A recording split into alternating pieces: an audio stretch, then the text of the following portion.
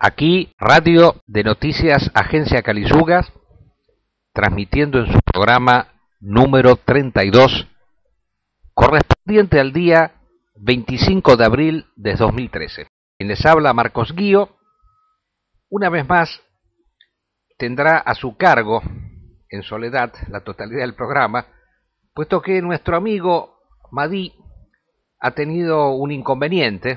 Esta vez, bueno, también las otras veces era comprensible, pero esta vez estuvo determinado por una participación activa que él mismo ha tenido en las jornadas que se han vivido aquí en nuestro país el día de ayer, en relación a estas famosas votaciones que ha habido en el Parlamento argentino para modificar las leyes relativas al funcionamiento de la justicia, de lo cual hablaremos un poquito, no mucho, porque, insisto, este programa es fundamentalmente internacional, relativo a la guerra de civilizaciones, y cuando hacemos alguna alusión a lo que sucede en la República Argentina es simplemente en vía ejemplificativa respecto de tales temáticas fundamentales relativas a esta dialéctica que nosotros constantemente estamos señalando, de una lucha incesante que acontece especialmente a partir de los acontecimientos del 11 de septiembre del 2001, entre dos concepciones antagónicas y antitéticas que son la concepción moderna y la concepción tradicional. El programa del día de hoy versará siempre como tres puntos fundamentales, ¿no? O sea, el primero, vamos a continuar hablando de los problemas relativos a este famoso atentado de Boston, respecto del cual, bueno, cada vez hay más interpretaciones y novedades, pero nosotros queremos centrarlos realmente en lo que nos interesa principalmente, que es lo relativo a esta temática esencial de la guerra de civilizaciones y el enfático señalamiento que nosotros hacemos del estado de decadencia cuasi terminal en el cual se encuentra la sociedad norteamericana. Bueno, de paso, siempre a título, digamos así, informativo para nuestros oyentes, para aquellos que por primera vez escuchan este programa, recordamos que los que lo escuchan en directo tienen acá una columna a la izquierda de la pantalla, en donde pueden hacer sus preguntas y sus observaciones. Hace mucho que no se hacen porque al parecer nuestros amigos oyentes han perdido esa costumbre de hacer comentarios. Aparte, bueno, sabemos que muchas de las personas que hacían esos comentarios nos escuchan en diferido, porque recordemos siempre que los que quieren escucharnos en diferido, bueno, tienen una página especial del iVoox, en donde se puede escuchar los programas anteriores, la totalidad de los programas emitidos por esta agencia. Bueno, ese sería el primer punto, o sea, el relativo a este atentado que ha habido en la ciudad de Boston, respecto del cual se ha dicho que han sido estos dos hermanos de Chechenia, cuyos apellidos realmente a mí se me escapa y me resulta muy difícil de pronunciarlos. Lástima que no está conmigo Madí, que él tiene más, digamos así, memoria y agilidad para los apellidos. Pero algo así como Serchev, pero no interesa aquí el tema de la exactitud con respecto al apellido de los hermanos. Uno se llamaba Tamerlano, en relación a ese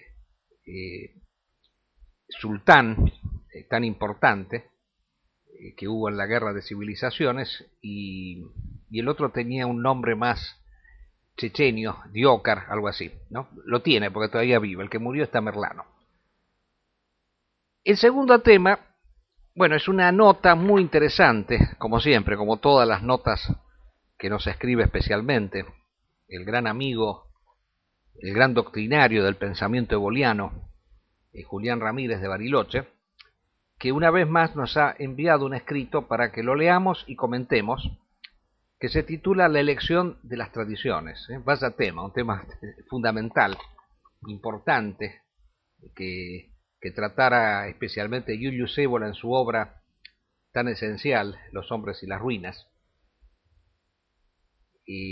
lo leeremos, lo comentaremos y pondremos el acento, como dijimos en nuestro anuncio, cuando nosotros hemos hecho la publicidad de este programa, de las diferencias que existen entre un auténtico eboliano, como es justamente la figura de Julián Ramírez, que está permanentemente planteándose y formulándose cómo hay que hacer para llevar adelante la guerra de civilizaciones, y aquellos otros que también se dicen ebolianos, que especialmente se encuentran en Europa principalmente, aunque también los hay aquí en la Argentina, porque es una desgracia que nosotros tenemos en el mundo entero, porque el sistema se ha metido en todas partes y así como en una época deformaron el pensamiento de Guénon para crear un Guénon masón, marxista, en fin, todas las especies habidas y por haber, bueno, ahora hay un ébola que sería una especie de promotor del sionismo europeo que está tan en boga actualmente, o el nacionalismo europeo, que nosotros en un texto que hemos publicado en el último número de El Fortín, hemos mostrado de una manera cabal y contundente cómo desde sus orígenes mismos el sionismo y el nacionalismo europeo eran prácticamente una misma cosa. Lo grave del caso es que se quiera utilizar de manera tramposa, mentirosa, el pensamiento de ébola para sostener ese tipo de cosas. Bueno, pero eso lo dejamos para después cuando leamos el texto de Ramírez. Y luego, bueno, ya vamos a ir directamente a los últimos acontecimientos de la Guerra de Civilización y especialmente vamos a poner un acento especial en la temática que hoy se vive en Siria. A raíz de una noticia que ha cundido justo en el día de hoy, por la cual se comenta, primero parece que el que ha dado el dato en primer término ha sido el servicio de inteligencia israelí, el Mossad, y luego el gobierno norteamericano también de alguna manera lo ha corroborado, de que en Siria se estarían utilizando por parte del gobierno sirio, y claro, otro no puede ser desde ya, armas químicas, específicamente el famoso gas sarín, que es un gas nervioso que produce la muerte de las personas que lo inhalan. Bueno, esos van a ser los 3 puntos que nosotros vamos a tratar. Y enseguida estamos con el primer tema.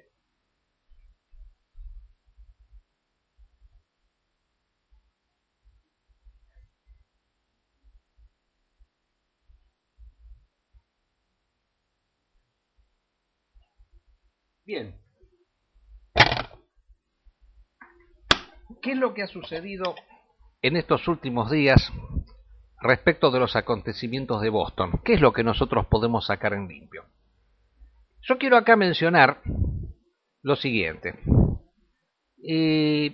Existen ciertas declaraciones que ha dado el Emirato del Cáucaso, cuyo jefe es Doku Umarov, negando enfáticamente su participación en el hecho, manifestando que en realidad este movimiento solamente se ocupa de luchar en contra de Rusia y en territorio en donde el ejército ruso está combatiendo, manteniendo la ocupación de Chechenia y de otras repúblicas del Cáucaso, y a pesar de la resistencia incesante y loable que allí se está desarrollando desde hace décadas.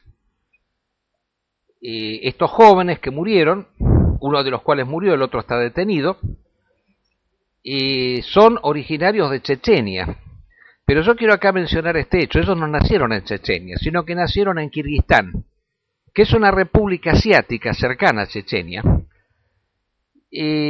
cuyos antepasados fueron obligados a emigrar por parte de Stalin, porque Stalin, que fue realmente un criminal de gran escala, responsable de la matanza de aproximadamente 100 millones de ciudadanos en los distintos territorios soviéticos, durante esa tiranía sangrienta que llevó a cabo, Stalin, justamente para resolver el problema del separatismo chechenio, ¿qué fue lo que hizo? Desarrolló políticas migratorias por las cuales grandes cantidades de checheños eran obligados a irse del propio territorio para instalarse en otros lados, y en esos viajes forzados, obligados a viajar en condiciones infrahumanas, murieron grandes cantidades de checheños. Se calculan en varias decenas de miles los checheños que murieron en estas migraciones forzosas. El pueblo checheño es un pueblo que ha sufrido terribles persecuciones, parecidas muchas de ellas a las que ha padecido el pueblo armenio, otro pueblo también perteneciente a la ex República Soviética, que también padeció persecuciones, primero por los turcos y posteriormente también de parte del comunismo ruso. Esa es la razón por la cual ellos nacieron en Kirguistán. Esa es la causa principal, aunque en realidad ellos viajaron a Estados Unidos, inmigraron, se instalaron allí, estuvieron viviendo desde hace muchos años, estos muchachos, y después de un día para otro resulta que, siempre de acuerdo a los servicios de inteligencia, habrían cometido dicho atentado. Pero resulta ser que hay una coincidencia que es interesante de destacar entre los servicios de inteligencia de los Estados Unidos y lo que afirma el Emirato del Cáucaso en sus declaraciones. ¿Y en qué consiste? Que en realidad ellos dicen habrían actuado por su cuenta, no habrían actuado dirigidos o encomendados por Al-Qaeda o por el Emirato del Cáucaso, que es una fuerza afín a Al-Qaeda. Entonces, ¿dónde estaría la explicación de todo esto? Nosotros queremos dar la siguiente interpretación. No creemos de ningún modo que, como dicen algunos, que hayan sido o inducidos o que no hayan tenido absolutamente nada que ver con el atentado, como dicen otros. Hay muchos que dicen, sí, inventaron el atentado. Está la famosa teoría del complot. ¿Lo inventaron para qué? Claro, si nosotros analizamos un poco quiénes se beneficiaron con esto, y bueno, el que quiso sacar provecho inmediatamente del atentado de Boston, ¿quién ha sido? Oh, sorpresa, el premier ruso Putin, justamente. El premier ruso Putin dijo a raíz del atentado, eso lo dijo en el día de ayer, ahora más que nunca Norteamérica y Rusia tienen que colaborar para luchar contra un mismo enemigo. Ahora, yo quiero recordar aquí lo siguiente, retengan esta frase que es fundamental. Rusia y Norteamérica tienen un mismo enemigo. A pesar de que se haya dicho varias veces, especialmente estos grupos euroasiáticos, han dicho muchísimas veces que la revuelta chechena es instrumentada por los norteamericanos para debilitar a Rusia. Lo dijeron muchísimas veces. Todos aquellos que consideran que Putin es una especie de salvador de la civilización europea, euroasiática, como ellos dicen. Pero la realidad ha sido siempre muy distinta. Miren, yo quiero acá mencionar un hecho que es fundamental, que es muy interesante. Justamente en estos días, y no sería de extrañar que estos muchachos hayan querido aprovechar esa circunstancia porque se cumplió un nuevo aniversario, de la muerte del expresidente checheño separatista, Dujayev, que murió en una circunstancia muy trágica, como todas las muertes de los combatientes checheños. Y él tenía un teléfono satelital con el cual a través del cual se comunicaba en lugares siempre distintos. Este teléfono satelital tenía ciertas ondas magnéticas que no eran conocidas específicamente por la inteligencia rusa. Los únicos que conocían las ondas satelitales de ese teléfono eran los servicios de inteligencia norteamericanos, porque al parecer ese teléfono había venido de Occidente. ¿Y quién le pasa? Pero termino de explicar lo que sucedió, porque me salté algo. A Dujayev, mientras hablaba por el teléfono satelital, un misil ruso lo impacta en el lugar recóndito en el cual se encontraba, totalmente desértico, que nadie lo podía ver ni saber dónde estaba, pero es captado en el lugar y es muerto allí. Entonces se decapitó en ese momento, en el año 1996, la dirigencia principal, el líder principal del movimiento separatista chechenio. Ahora bien, decíamos nosotros que fue comentado varias veces por parte de los movimientos yihadistas chechenios que los datos de las ondas magnéticas satelitales con las cuales se comunicaba Dujashev solamente podían haber sido conocidos por los servicios de inteligencia de los Estados Unidos, los cuales le dieron el dato a los rusos para que eliminaran a Dujashev, porque tanto Rusia como Norteamérica desde siempre tuvieron clara conciencia de que el enemigo principal era el fundamentalismo islámico. Y eso por una razón muy clara, o sea, una inteligencia política tiene que saber que lo principal allí no es tanto el interés geopolítico, cuanto la concepción del mundo que se encuentra por detrás de todo esto. El terrorismo internacional es mucho más enemigo de los norteamericanos que Rusia, como país que pueda competir por ciertos espacios geográficos y vitales, porque en última instancia Norteamérica y Rusia pueden conciliar, pueden compartir cosas. En cambio, una concepción fundamentalista que sostiene el califato no tiene nada que compartir con el mundo moderno, absolutamente nada. O sea, siempre va a ser un enemigo total e irreconciliable. Entonces, evidentemente, esta colaboración existió siempre. Y no fue un acto demagógico, como nosotros recordamos en su momento, años atrás, cuando se produjo esa famosa masacre del Teatro de Moscú. Hago un pequeño repaso para los que no recuerdan. Y los chechenios, no es cierto que solamente actuaron en su territorio, sino que realizaron acciones de guerra también en lugares de Rusia que no eran su territorio, como la ciudad de Moscú. Entonces, en una circunstancia secuestraron unos rehenes en el Teatro de Moscú, solicitando que a cambio de ellos fueran liberados varios presos que estaban en las cárceles de Putin. Pero el señor Putin, cuya dureza y firmeza, entre comillas, es alabada, decíamos siempre, por estos panegiristas de Rusia, estos euroasiáticos, de los cuales hemos hablado tantas veces, que están en la vereda de enfrente, aunque a veces se nos quieran aparecer como camaradas, entre comillas, fueron eliminados de una manera miserable. O sea, ¿saben de qué manera?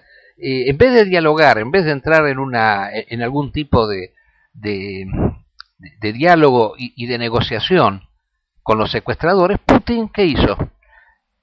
Por los conductos del aire acondicionado, hizo emitir un gas letal, que sería este famoso gas sarín, que ahora, como vamos a ver al final, se lo achacan en su uso al presidente Assad en Siria, y produjo, claro, la muerte de los secuestradores, pero de prácticamente todos los rehenes. O sea, hubo más de 100 muertos en ese famoso secuestro de Moscú, pero de una manera nefasta y letal, utilizando un arma prohibida. No se puede combatir a un enemigo, por más repulsivo, repugnante enemigo que sea, utilizando armas prohibidas, y más todavía, armas prohibidas que no solamente mataron a los secuestradores, que eran sus enemigos declarados, sino también liquidaron a la mayoría de los rehenes. O sea, los secuestradores que murieron creo que fueron 20, y los rehenes fueron más de 100. Ahora, pero yo quiero llegar a esto, a que no saben ustedes cuáles fueron los dos gobernantes que en ese entonces saludaron alborozados la acción de Putin, diciendo que había cumplido al ponerse a la cabeza de una guerra en contra del terrorismo internacional, porque ya había sucedido lo del 11 de septiembre. Bueno, los dos grandes amigos de Putin fueron justamente Bush, que gobernaba en ese entonces en Estados Unidos, el gran aplaudidor de esa acción de Putin, y no Netanyahu, porque no estaba todavía, sino Sharon, el famoso Sharon, que, como decíamos, tenía muy claro que su enemigo principal a nivel doctrinario en Europa era Julius Evola, y no eran los nacionalistas europeos y nada que se le parezca, sino Julius Evola. de lo cual hablaremos luego. Bueno, pero yendo acá a lo concreto, indudablemente esta, digamos así, colaboración ruso-norteamericana existió siempre contra un enemigo común. No se necesitó de este atentado para que decidieran colaborar. Y voy a otro hecho fundamental, porque claro, acá son muchos los hechos que muestran esta amistad creciente. Y la famosa guerra de Georgia, la invasión rusa, la guerra de 5 días de Georgia, que nuevamente todos estos grupos estrafalarios, indoeuropeos, euroasiáticos, toda esta gente que anda exaltando la figura de Putin, decían, sí, qué linda guerra que fue. Había una revista, Ciudad de los Césares, ¿no? Que, Dios mío, sacó un titular de página diciendo, miren, qué bien, los rusos que dieron cuenta de este agente que quería entrar en la OTAN, este gobierno georgiano, que quería entrar en la OTAN. Sí, era muy amigo de los norteamericanos, por supuesto, pero lo que sucedía allí, que el gobernante georgiano era un ingenuo tan grande, y lo sigue siendo todavía, que cree que Norteamérica les va a llevar el apunte si se muestran serviles mandando tropas a Irak, Afganistán. Georgia es el último país que se retiró de Irak para demostrar que era servil a Norteamérica hasta las últimas consecuencias. Creo que se retiró después todavía de los norteamericanos. Les hicieron apagar la luz, como se diría. Pero fíjese, este gobernante de Georgia estaba tan convencido que los norteamericanos lo iban a apoyar y respaldar, porque claro, se creía en todo este verso de los indoeuropeístas y euroasiáticos, toda esta caterva que anda dando vueltas por así, que anda diciendo que sí, son los grandes enemigos, Rusia y Norteamérica, sí, pero resulta ser que Georgia fue invadida bajo las mismas narices de George Bush en ese momento. Lo único que hizo Bush fue una protesta verbal. Estaba en China Bush con Putin y todavía estando él presente, estando los dos juntos, invadió Georgia Putin. Miren ustedes qué cosa increíble. Así que esta amistad entre estas potencias siempre ha existido en todo momento. Es falso, es mentira que sean enemigos. Es falso. Entonces, yendo a lo concreto de estos muchachos, yo pienso, en última instancia, que debe ser cierto que no tuvieron ningún tipo de, digamos así, orden expresa de alguna central de lo que ellos llaman el terrorismo internacional, y nosotros llamamos el movimiento yihadista, el fundamentalismo islámico, y tienen que haber actuado por su cuenta, muy probablemente, porque hoy en día es muy sencillo actuar por propia cuenta, porque por internet se encuentran hasta las fórmulas para hacer bombas. El internet se ha convertido en la gran arma que el occidente degradado le ha terminado dando a los sectores que lo van a destruir. Entonces cualquiera hoy en día puede llegar a armar una bomba. O sea, la bomba que ellos utilizaron ahí para hacer estos atentados eran tremendamente rudimentarias, porque era una cacerola a presión repleta de clavos y elementos así de metálicos, ¿no? que volaron por el aire, se incrustaron en los cuerpos de muchas personas, y aparte los explosivos que le hicieron estallar, una bomba casera, fueron bombas caseras. Ahora, desde ya, alguno dirá, ustedes están con esto. No, de ninguna manera estamos con esto. Nosotros no querríamos nunca este tipo de cosas, o sea, las repudiamos la violencia. Lo volvemos a decir una vez más, repudiamos este tipo de guerra, esta manera como se está haciendo la guerra. Queremos la guerra tradicional, o sea, la guerra como una catarsis espiritual, la guerra llevada a cabo entre soldados, entre personas que han elegido la vocación de las armas y cuyo significado es buscar una resolución de un conflicto a través de un juicio que es dado por las armas. La victoria significa el que tiene razón. Es, digamos así, para decirlo de una manera sencilla, la resolución de Dios, de lo sagrado con respecto al que tiene razón ante un conflicto. Las guerras antes eran guerras que se dirimían de esa forma, por eso no duraban mucho tiempo. O sea, las guerras interminables son fenómenos de estos tiempos, de la misma manera que las guerras totales. Pero nosotros no podemos ser tan cínicos de echarle la culpa a estos muchachos por lo que está haciendo, pensar que son simplemente enfermos. Yo me pregunto,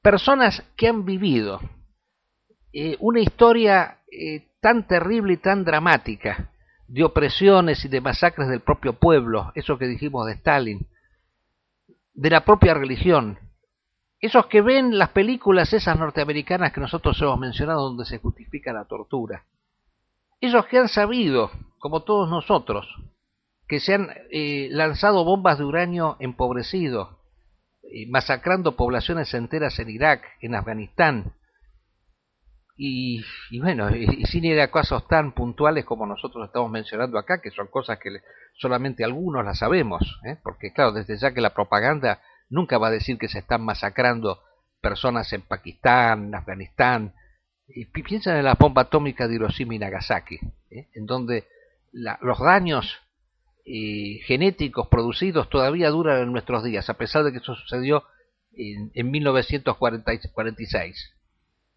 Ahora, yo me pregunto una cosa, ¿cómo se puede solicitarle a jóvenes, que incluso hasta se les ha dado la oportunidad de aprender cómo se pueden fabricar bombas, que se mantengan pasivos, que se mantengan, digamos así, quietos, callados, contemplativos frente a situaciones de este tipo? Ellos son los responsables. El responsable principal es Norteamérica de todo esto. Si Norteamérica dejara de masacrar, si Norteamérica dejara de fastidiar al mundo con su concepción, con su filosofía, con su religiosidad, con su mesianismo, y posiblemente no tendría estas consecuencias en su propio territorio. Eso lo decimos de una manera sencilla, simple, o sea, esto cualquiera se puede dar cuenta de una cosa así. A tales causas, tales efectos. O sea, si esto sucede es porque ellos lo han producido.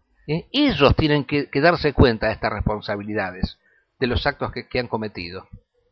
Independientemente de que haya estado bien o mal lo que hicieron estos muchachos, jóvenes, 18, 19 años, pero que se les ha dado esa oportunidad y que han elegido ese camino. ¿Y qué es mejor? A veces nos preguntamos. Y el que se queda con los ojos cerrados, callado, aceptando este tipo de cosas y no hace absolutamente nada, ¿es acaso mejor que aquel que, aunque sea, ha reaccionado de esta forma? Por supuesto, no es lindo, no es lindo ver, decían una bailarina que no va a poder bailar más porque se le amputó un pie en ese atentado. Sí, por supuesto, es horrible, es una cosa tremenda, que un niño haya muerto esperando al papá que estaba por llegar de la carrera, son terribles estas cosas. Pero, ¿y lo que ha sucedido en todos estos países? ¿Quién es el responsable aquí? ¿Por qué no deja de matar Norteamérica? Lo decimos con toda franqueza. Dejen de matar, dejen de asesinar, y van a ver cómo estas cosas no les suceden. Lo más probable es que no les suceda, que estos chicos jamás se les hubiera ocurrido hacer una cosa así. En fin, es un tema larguísimo, y como siempre se nos ha ido casi todo el tiempo que no esté el amigo Madí. Pero claro, cuando uno se larga a hablar de estas cosas es muy difícil detenerse. Bueno, desde ya vamos ahora al punto siguiente. Una brevísima pausa como para, digamos así, respirar un poco.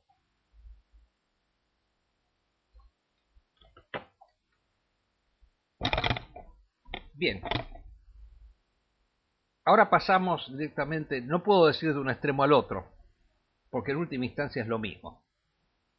Y pasamos más a un plano doctrinario que a un plano de análisis de hechos, de acontecimientos. El título del texto de Ramírez es La elección de tradiciones. Y voy a leerlo y haré mis comentarios finales. En el capítulo 8 de su obra Los hombres y las ruinas, Giulio Cévola se ocupa del tema de la elección de las tradiciones. Pero no se trata de cualquier tradición en el sentido vulgar del término, es decir, de las que se refieren a usos, costumbres, folclores, sino a la tradición con mayúscula. La que no es de origen humano, como la han entendido siempre las doctrinas metafísicas y sapiensales. Y así nos dice, refiriéndose a los que han asumido la tradición, con mayúscula, en su plenitud, es necesario elegir en el propio pasado las ideas sentidas como mucho más congeniables a los hombres, a los cuales les corresponde dar inicio a un nuevo ciclo. En este capítulo, Evola se refiere a la historia de Italia. Pero el principio que plantea es de orden universal, como toda su obra. Un pequeño paréntesis. Debatíamos con ciertas personas, ciertos pseudo-ebolianos, y la idea esa de que Ébola habría sido un pensador europeo solamente, que habría escrito solo para europeos. No, escribió para todo el mundo, señores, para todos. Y Ramírez lo corrobora.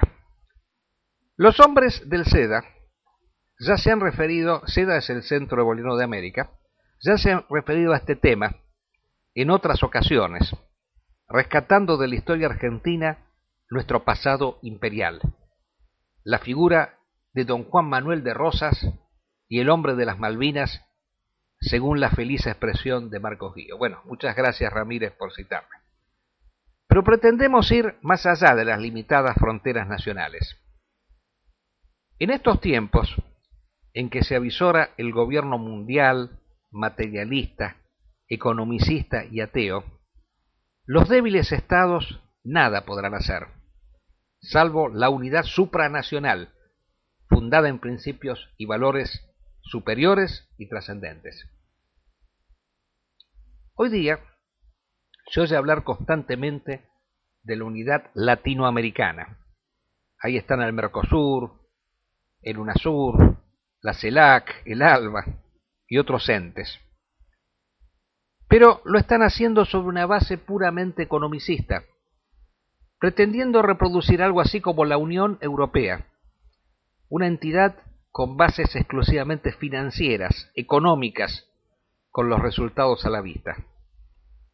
Marxistas, populistas, progresistas, nos aturden constantemente con su letanía de unidad con los hermanitos latinoamericanos, pero lo hacen sin apartarse de la economía, las finanzas, el comercio internacional y buscando inversiones extranjeras que según ellos son indispensables.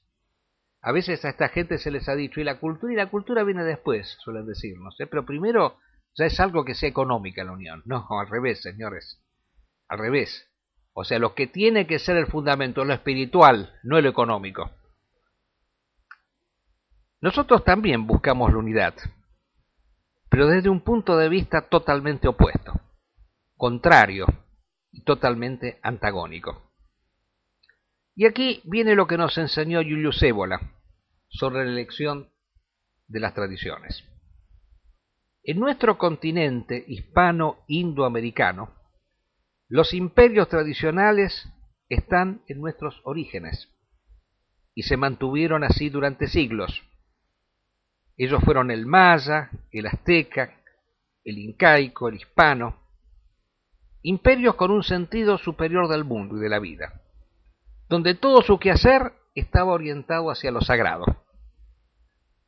Esta herencia tradicional, y de la cual queda todavía mucha presencia en nuestros países, es un buen punto de partida para los hombres diferenciados que han asumido la tradición, con mayúscula.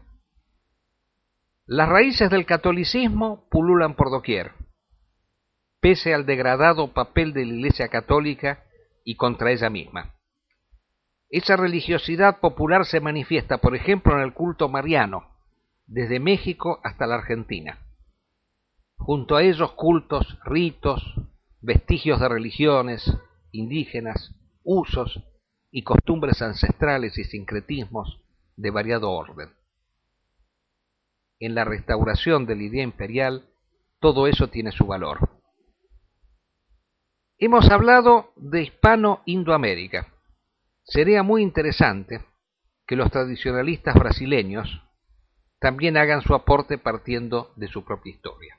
Bueno, este es el texto que nos ha escrito Ramírez. Bueno, una invitación importante a los amigos de Brasil que se han integrado al SEDA, al Centro Eboliano de América, para que nos indiquen aquellos elementos tradicionales de la historia brasileña que puedan integrar este conjunto de valores que componen la tradición con mayúscula en Hispano-Indoamérica, como dice, y acá habría que poner Hispano-Luso-América, Indo-Hispano-Luso-América, porque también lo lusitano tiene un valor tradicional.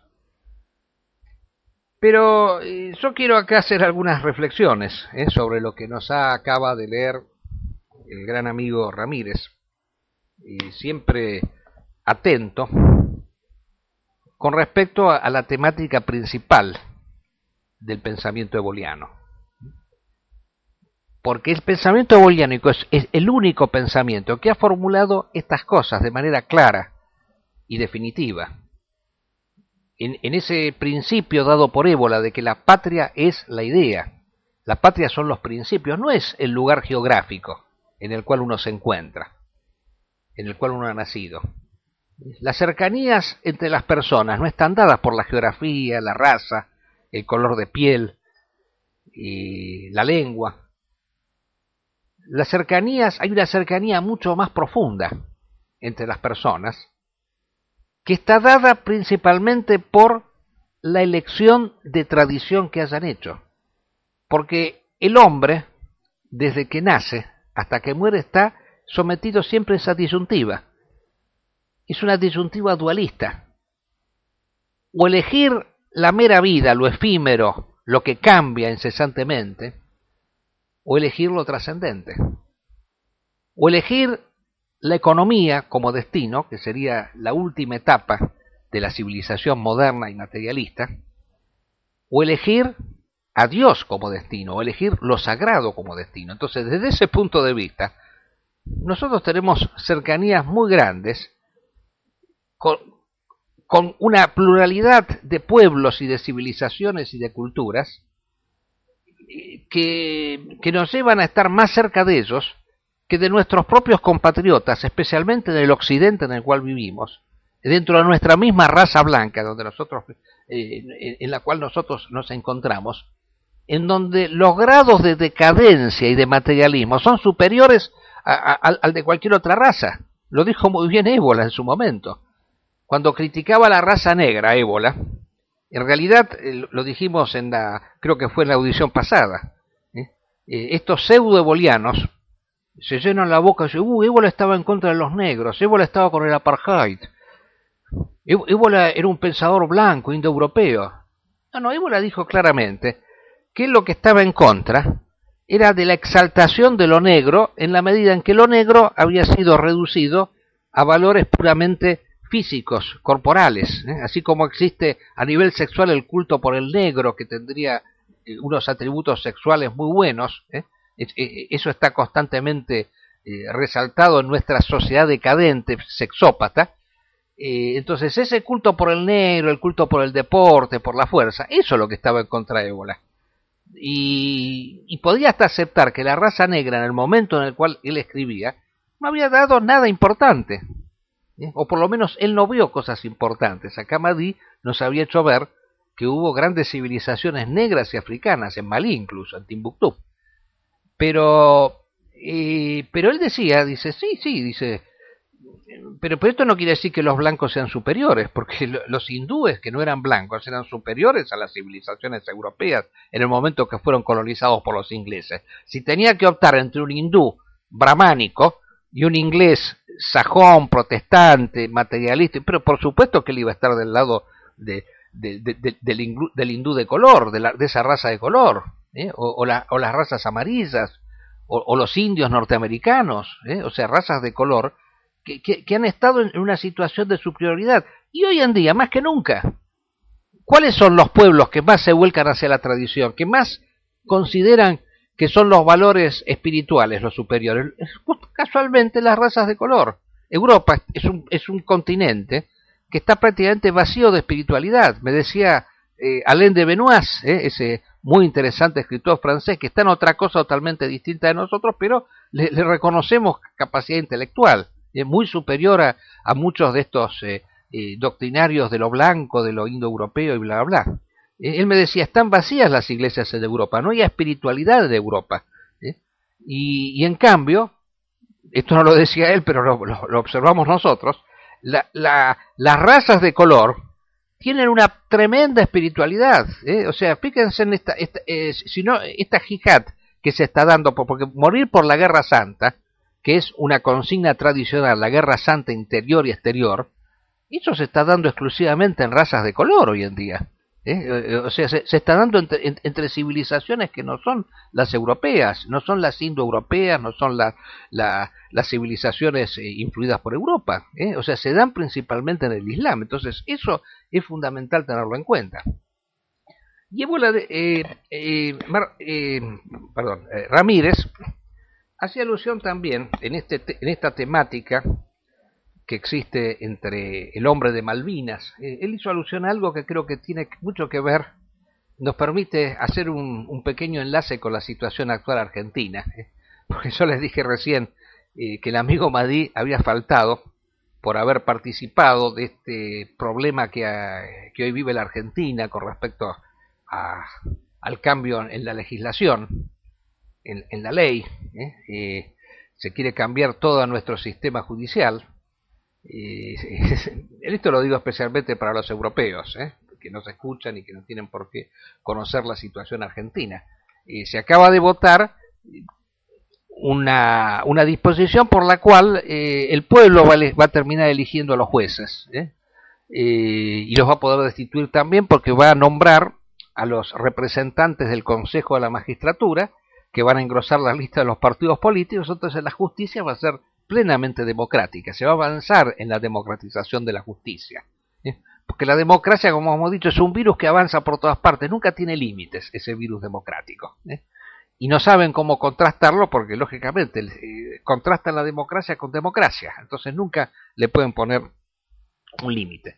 Ramírez mencionó un concepto que yo acuñé, el del hombre de Malvinas, porque justamente en esta temática entre las dos razas espirituales que existen en todos los pueblos, de los cuales hablaba Ébola. Ébola hablaba de la raza espiritual como justamente esta dicotomía que se da siempre, entre los que eligen lo trascendente y los que eligen lo inmanente, entre los que eligen a Dios y los que eligen la economía.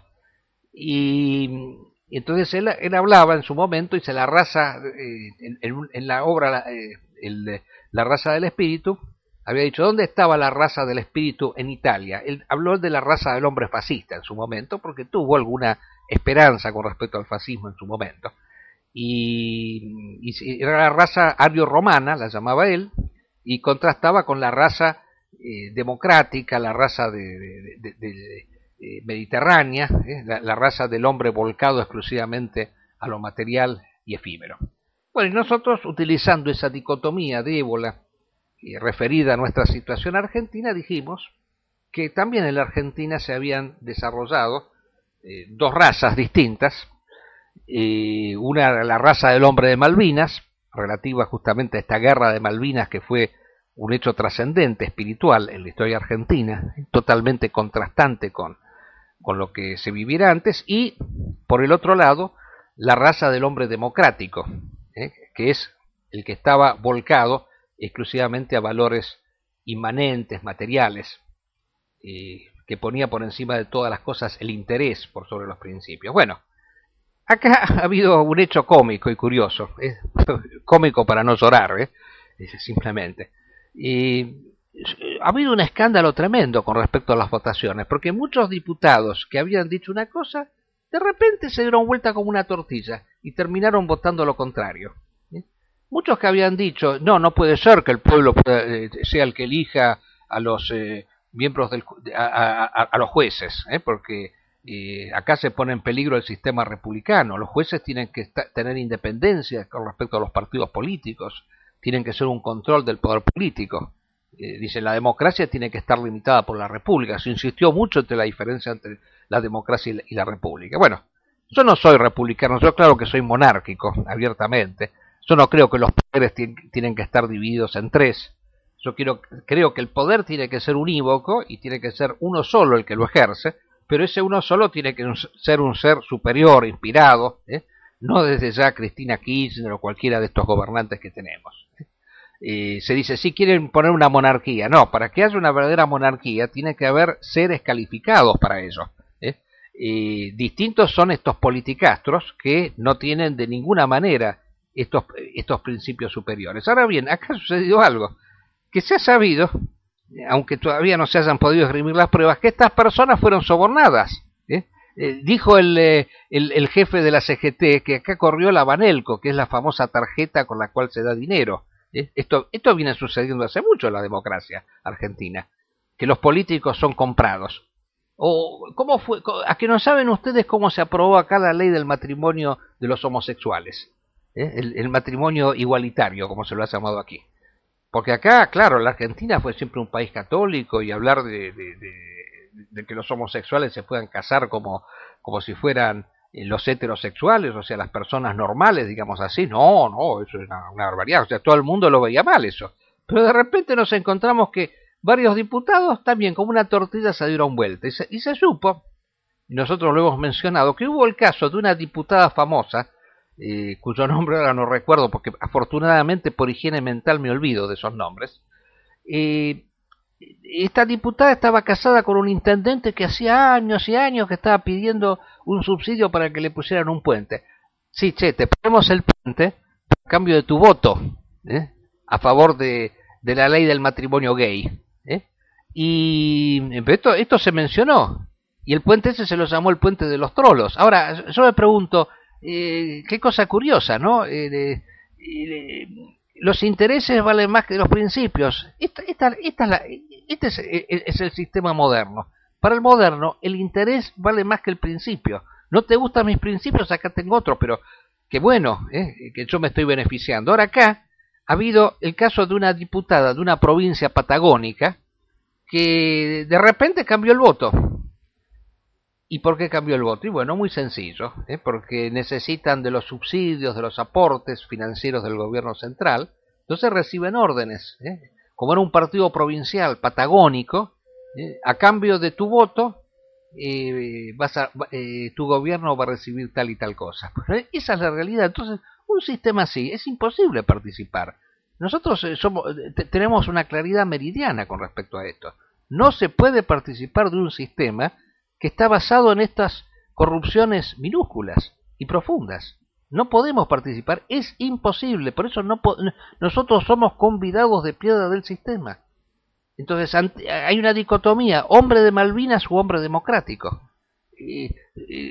Yo estoy con el hombre de las Malvinas y estoy más cerca de los combatientes de la JICAD que de los argentinos que han votado ayer en el Parlamento, de estos diputados, que además de no representarme, me despiertan una sensación de profunda repugnancia. No tenemos nada absolutamente en común con ellos. Lo único que podemos tener en común es la lengua, pero ni siquiera eso, porque son groseros inclusive en la manera de hablar. Bastó ver ayer lo que fue ese debate parlamentario, la cantidad de groserías, de insultos que se proferían los diputados entre sí, pero esto es una vergüenza realmente, da vergüenza vivir en un sistema así. Entonces, bueno, yo al amigo Madrid le tengo mucha simpatía, mucha paciencia, él todavía participa de estas cosas. Yo, sinceramente, insisto, soy un convidado de piedra que estoy totalmente afuera de todo esto. Bueno, nos quedan lamentablemente siempre, aunque yo esté solo, no puedo terminar nunca con los programas porque evidentemente estas cosas me apasionan demasiado. Una pequeñísima pausa, vamos al último tema, el de Siria, del cual yo quería hablar.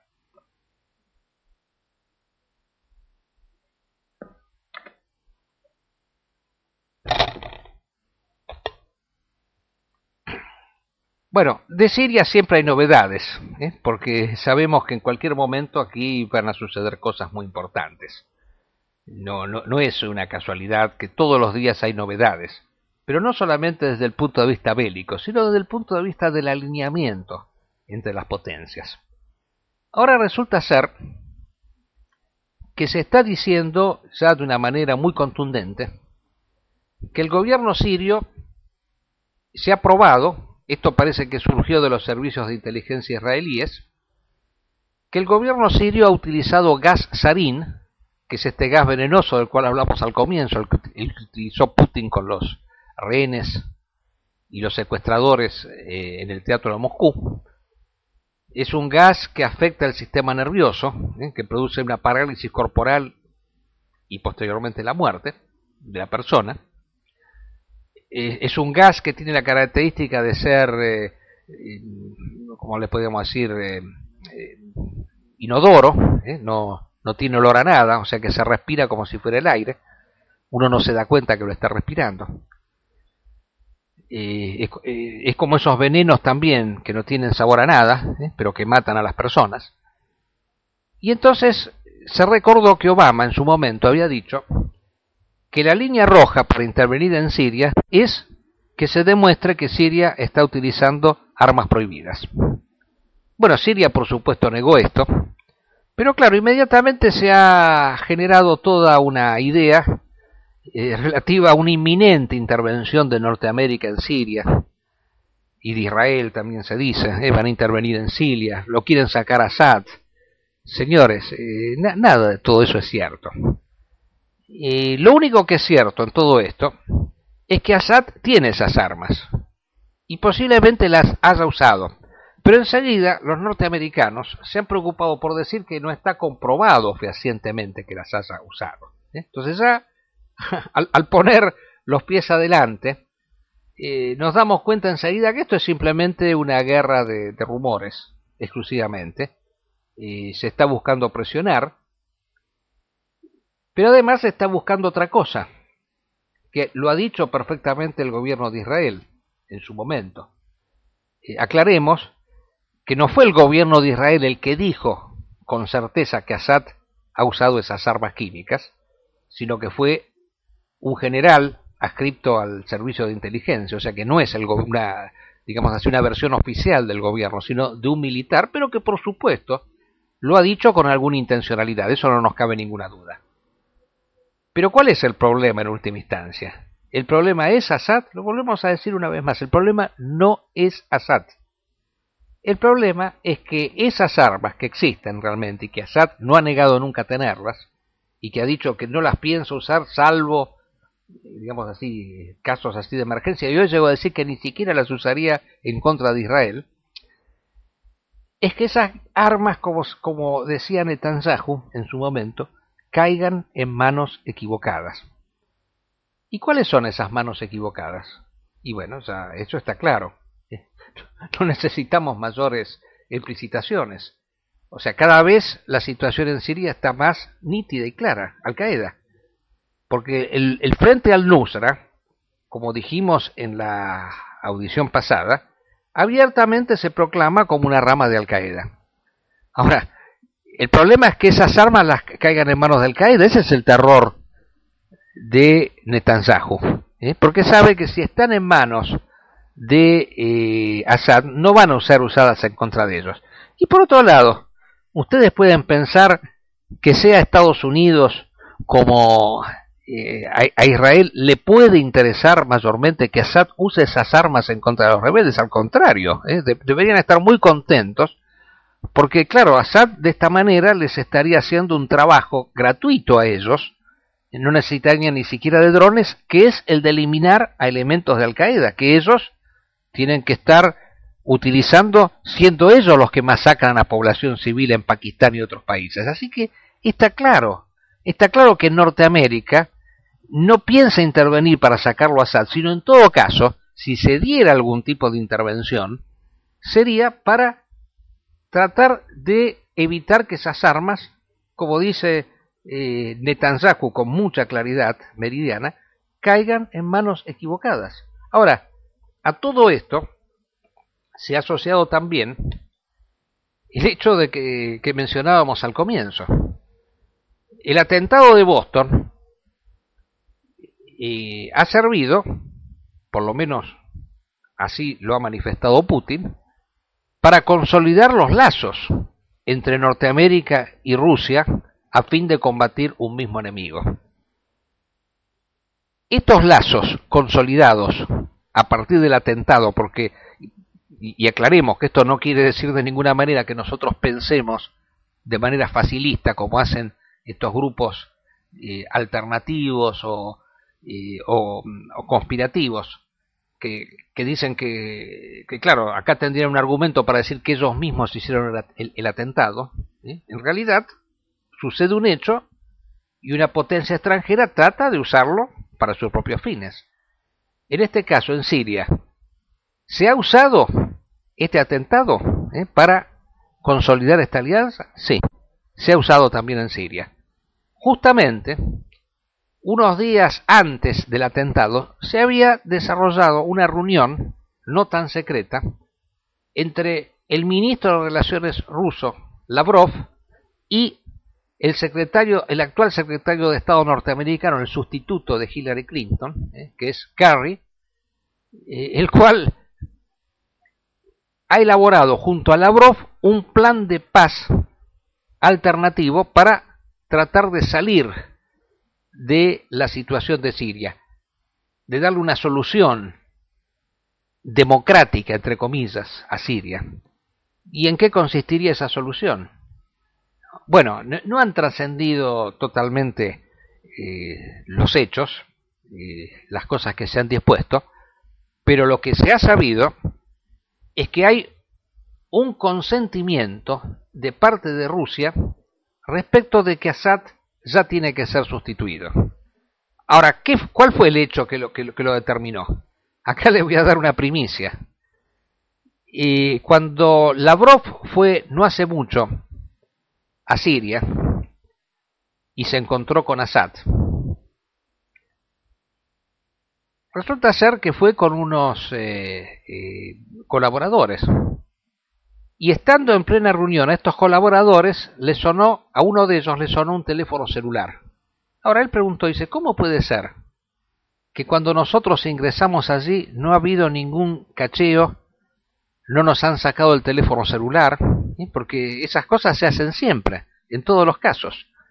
De ahí dedujeron que Assad es una persona que no tiene un eficiente sistema de seguridad, y eso es lo que explica también las razones por las cuales la mayor parte de sus principales colaboradores fueron eliminados por la insurgencia con precariedad de medios. Es como si estos hermanos chechenos hubieran estado en un lugar como Siria y hubieran podido eliminar con facilidad de medios rudimentarios, porque a los rebeldes sirios, tal como dijimos, no los ayuda ninguna gran potencia, a los principales colaboradores de Assad, incluso su cuñado murió en un atentado.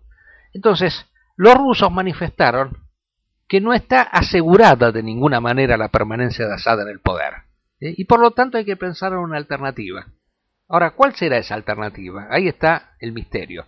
Lo que están de acuerdo tanto Lavrov como Kerry es que el grupo Al-Nusra no puede estar de ninguna manera al frente del gobierno. O sea, eso está ya descartado. O sea, tiene que lograrse un gobierno alternativo por el cual se desplace a Al-Qaeda de esas funciones. Ahora, va a ser difícil, porque el movimiento Al-Nusra ha logrado insertarse muy profundamente en la sociedad siria. Y ya es un hecho que controla vastos territorios. Incluso se sabe que ha llegado a constituir en zonas liberadas un emirato. Así que la situación en Siria va cada vez por un camino más complejo, más complicado, pero nos encontraremos en los próximos días con acontecimientos muy decisorios con respecto a lo que allí va a suceder. Bueno, adelantamos el final en un par de minutos, porque esta vez estamos solos, no nos acompaña nuestro muy locuaz amigo, que esperemos que no haya ninguna movilización en la próxima semana. Acá, bueno, las va a haber. Ya para hoy está convocado una manifestación para repudiar esta ley. Pero tenemos entendido que allá en España también hoy tienen una tremenda manifestación, ahora que han sabido que tienen el 30% de la población, casi el 30% de la población desocupada. Caramba, nos estamos acordando del 2001 acá, pero no estamos lejos de un nuevo 2001. Y para los amigos europeos, tenemos un dólar paralelo que está casi el doble del dólar oficial. Hoy ya superó la barrera de los 9 pesos y el oficial está a 5. Así que dentro de poco va a ser el doble. Así que cuando esto sucede, nosotros que tenemos experiencia sabemos que este país, la República Argentina, lamentablemente está condenado a una nueva situación de crisis profunda económica. Bueno, hay muchísimas cosas más, pero no quiero extenderme. Queridos amigos, muchas gracias por habernos escuchado y quiero informarles de paso que en la semana próxima no vamos a estar, así que vamos a hacer una pequeña pausa. Acá nos escribió un tal Ignacio Pérez poniendo unos interrogativos. Pero, Ignacio, podrías haber escrito algunas cosas, ¿eh? Nos interesa dialogar con nuestros oyentes. De paso, saber quiénes son los que nos escuchan y, en fin, qué intereses tienen. Pues unos interrogativos, simplemente. Bueno, no sé qué querrá decir con eso, pero, en fin. A lo mejor nos manda un mensaje y nos explica qué quiso decir con eso. Bueno, estimados amigos, vamos a volver la primera semana de mayo. El lunes 6, 7, 8, no, 8, 6, 9 de mayo. El 9 de mayo, el jueves 9 de mayo, tendremos nuestro programa. Bueno, que la pasen muy bien y hasta el próximo programa.